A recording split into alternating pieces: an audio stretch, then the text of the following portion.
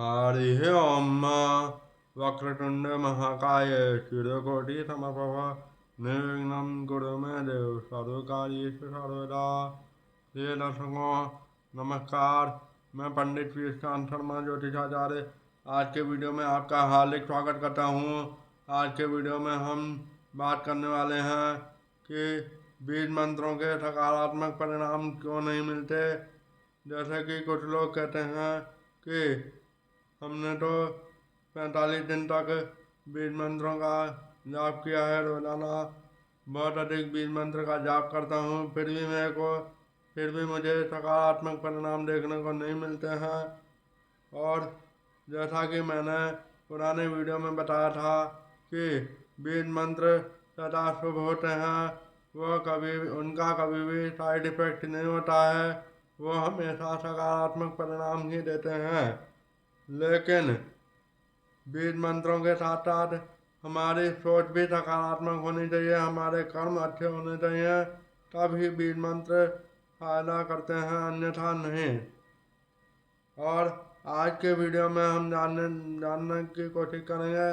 बताना चाहूँगा कि वो ऐसे कौन से कर्म हैं जिनको करने से बीज मंत्रों का फायदा नहीं मिलता या देर से मिलता है, और कौन से वो कर्म हैं जिनको करने से बीज मंत्रों का लाभ जो है शीघ्र ही अर्थात 45 दिन के बाद ही देखने को मिल जाता है।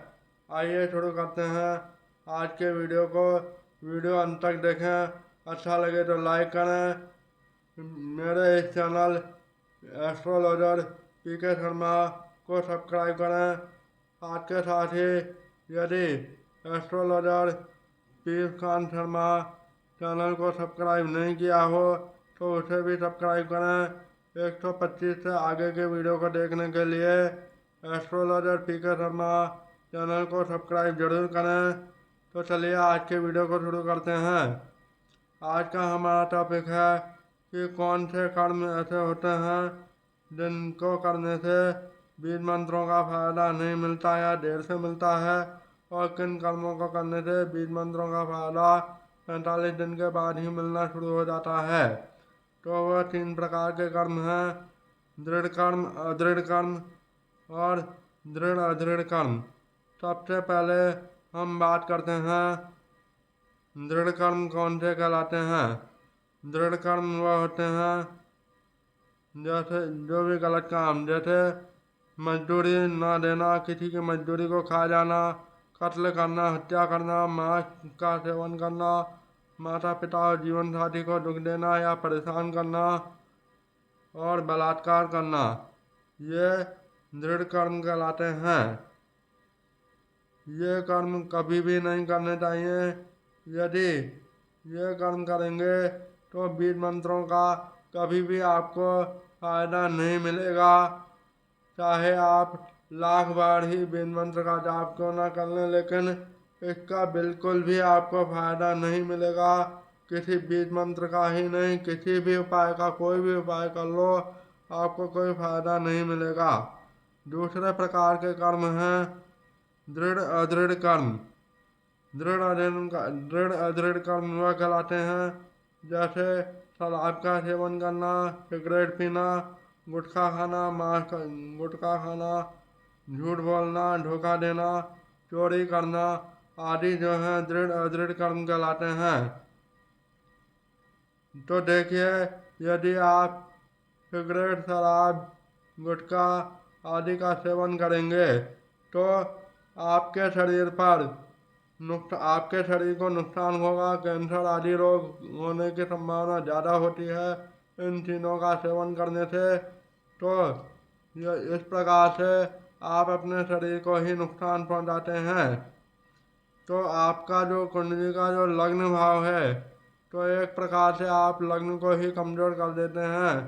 तो जब शरीर ही कमज़ोर होगा और शरीर को सकारात्मक करने के लिए या उसको फायदा मिले, इसके लिए ही तो आप बीज मंत्र का जाप कर रहे हैं, ज्योतिषीय उपाय कर रहे हैं। लेकिन अगर उसके साथ साथ आप ये इन चीज़ों का भी सेवन करते रहेंगे तो कैसे बीज मंत्र और अन्य उपायों का लाभ आपको मिलेगा, बताइए। इसके अलावा एक होता है अदृढ़ कर्म। इनको करने से बीज मंत्रों का लाभ जो है हमें 45 दिनों के अंदर ही मिलने लगता है। वह अदृढ़ कर्म कौन कौन से हैं? जैसे नित्य मंदिर जाना, घर में पूजा पाठ करना या मंदिर जाना, सच बोलना, हमेशा सच बोलना, मन और आत्मा से शुद्ध होना और बुरे विचारों पर नियंत्रण करना, अंतरात्मा के द्वारा बुरे विचारों का नियंत्रण। अब हम आपको बताते हैं कि ये तो हमने आपको बताया कि दृढ़ कर्म कौन से होते हैं, अदृढ़ कर्म कौन से होते हैं और दृढ़ अदृढ़ कर्म कौन से होते हैं। तो अदृढ़ कर्म यदि आप करोगे तो 45 दिन के अंदर अंदर आपको 101% सकारात्मक परिणाम मिलेंगे। और यदि दृढ़ कर्म करोगे तो कभी भी आपको किसी भी उपाय का लाभ नहीं मिलने वाला। दृढ़ अदृढ़ कर्म करने से उससे 4 गुना अधिक उपाय करोगे तब भी कोई गारंटी नहीं है कि आपको सकारात्मक परिणाम मिले। इसलिए बुरी चीज़ों का या दृढ़ अदृढ़ कर्म और दृढ़ कर्मों का सर्वथा त्याग करके ही अदृढ़ कर्म करने से बीज मंत्रों का या ज्योतिष में जो उपाय बताए गए हैं उन उपायों को करने से आपको सकारात्मक परिणाम मिलते हैं, बशर्ते आप दृढ़ अदृढ़ कर्म और दृढ़ कर्मों का त्याग करें। तो अब मैं आपको समझाना चाहूँगा कि दृढ़ कर्म जो मैंने आपको बताए थे उसमें बताया था मजदूरी न देना, कत्ल करना, मांस का सेवन करना, माता पिता और जीवन साथी को दुख और परेशान करना, बलात्कार करना। अब मैं इसका लॉजिक भी बताना चाहूँगा कि जैसे मान लीजिए आपका जो लग्न है वो आपका शरीर होता है। कुंडली का जो पहला भाव होता है वो हमारा लग्न होता है, शरीर होता है।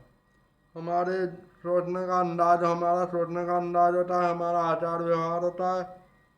और यदि और आप जो हैं आप अपने माता पिता के ही अंश हैं, यानी उन्हीं के संतान हैं। तो यदि आप उनको परेशान कर रहे हैं, दुख दे रहे हैं, तो एक तरह से आप स्वयं को भी परेशान कर रहे हैं।